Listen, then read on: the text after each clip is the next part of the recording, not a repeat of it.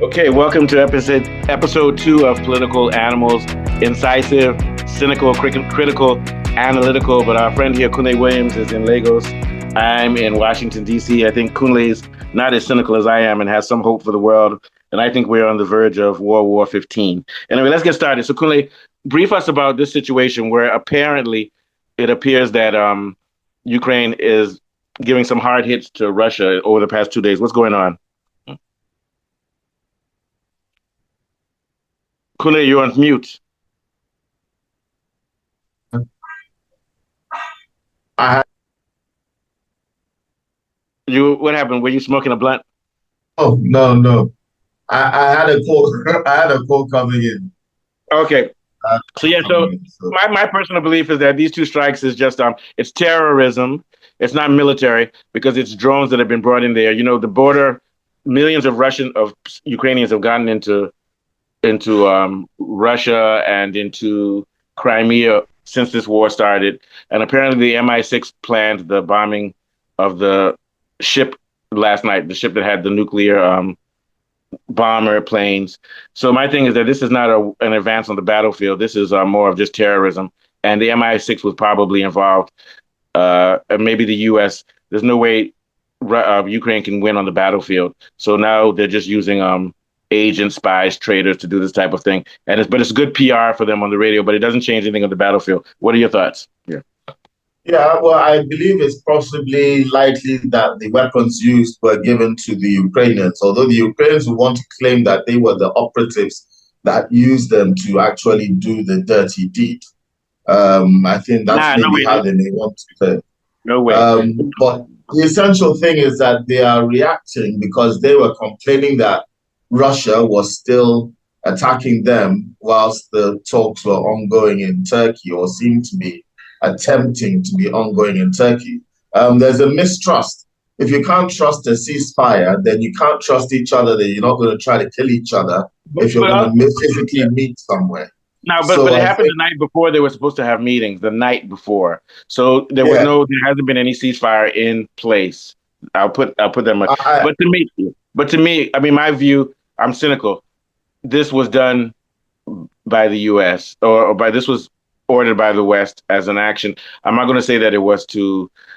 They're saying that a lot of people are saying that they think that by doing this is going to make Russia more afraid during the talks because the idea is that it shows that we can strike within your country, we can strike within Moscow, we can strike within Crimea. So some people think that Ukraine might have done it the night before, not because Russia was still attacking, but to send a message to Russia that you need to negotiate with us. So your theory could be on. Not my theory, but the alternate theory could be on either they're doing it because of not good faith, or they're doing it because they want some power when they negotiate. What do you think? Yeah.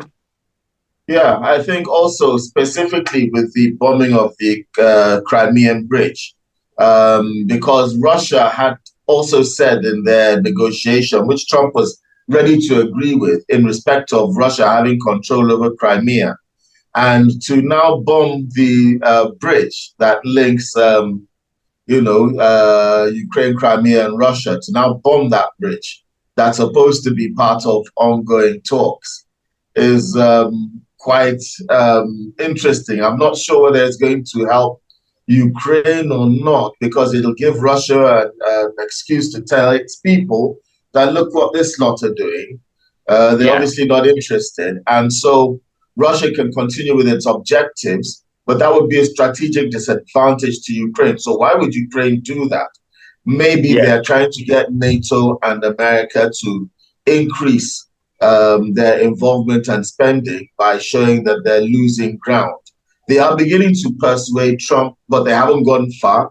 As far as Trump is concerned, if he can't find a deal, he's going to walk away. He's not going to, he doesn't plan to escalate. He'll walk away and let Elon Musk fly his technology. But when it comes to boots on the ground and heavy machinery to win wars, Trump isn't going to do that. And that's Yeah, a but what? great But problem. here's another thing we have to put into close. The America has killed presidents before. They killed Kennedy when he said end the Cold War or the end the Vietnam War or things like that. So my thing is that maybe this goes. Trump has no say in this, and the State Department and the CIA still have some power, and they're going to move on with this. But Trump will just fade into the background. You understand what I'm saying? maybe Trump is a Yeah. sitting duck, The thing is, like all U.S. presidents, because we know the U.S. has invested billions in this war. They gave yes, last year Biden, just before he got out of office, gave I think it was, I don't want to get the number wrong, 1.2 or 12 billion. 1.2 sounds more like it. 1.2 billion dollars to Ukraine, invested for the war effort.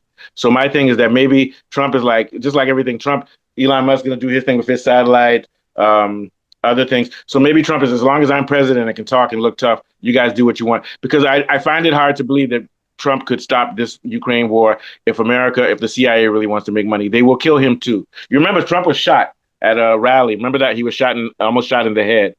We don't know who was behind that. We don't know if it was staged. But my point being is that the empire is not going to. Trump is not as big as the empire. He's not controlling the empire, but he's just a. What he's doing is he's pushing his domestic plan with the deportations and things. So this goes bigger. But I do think that it's a either way, it's futile. This war can continue for a long time. Russia says this is going to be a long war because they're going to systematically dismantle Ukraine's army. And meanwhile, while they're doing that, Putin is making money because we all know that it wasn't Prezhigin. Prezhigin used to be Putin's chef.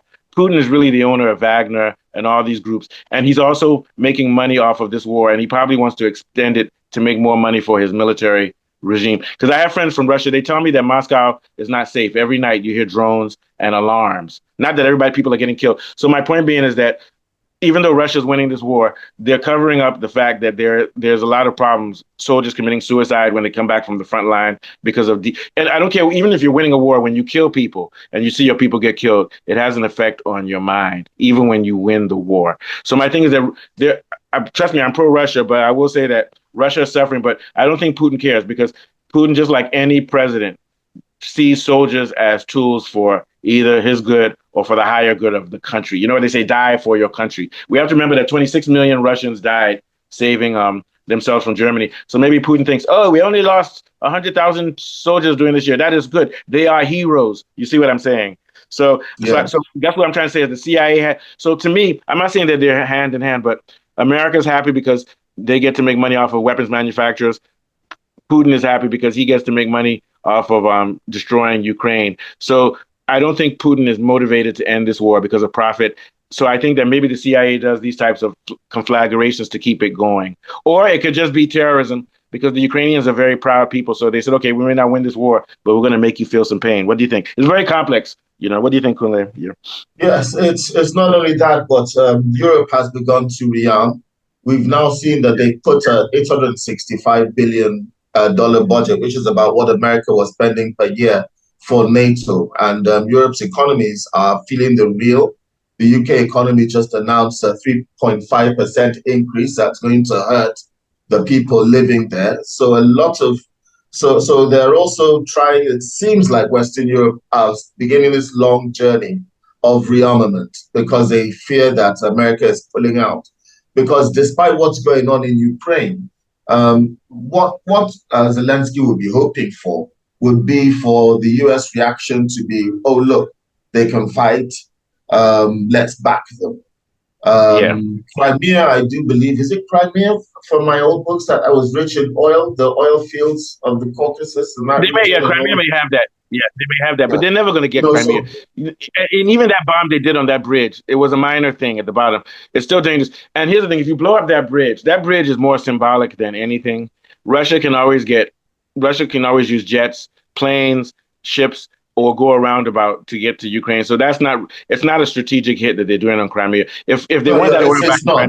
It's for the optics. It's about yeah, the if they optics. really want Crimea back, they're going to have to put troops on the ground, and that means the European Union will have to help them. Poland will help them, and have to send land troops. And once they do that, we're now heading into a nuclear war. What do you think? Tactical nukes. Yes, Russia will use that's why people need to know. and People need to know the optics of the attack on the Crimea Bridge. That's why we need to be able to explain to them that it doesn't mean that it's been blockaded. It's still very much a small thing. It's it sort of caused like maybe a day, a disruption in traffic for a day or two. That's about it, yeah, and that's a it's civilian like bridge. it's like the Doolittle raids of Tokyo after they declared war on Japan. It's for the optics.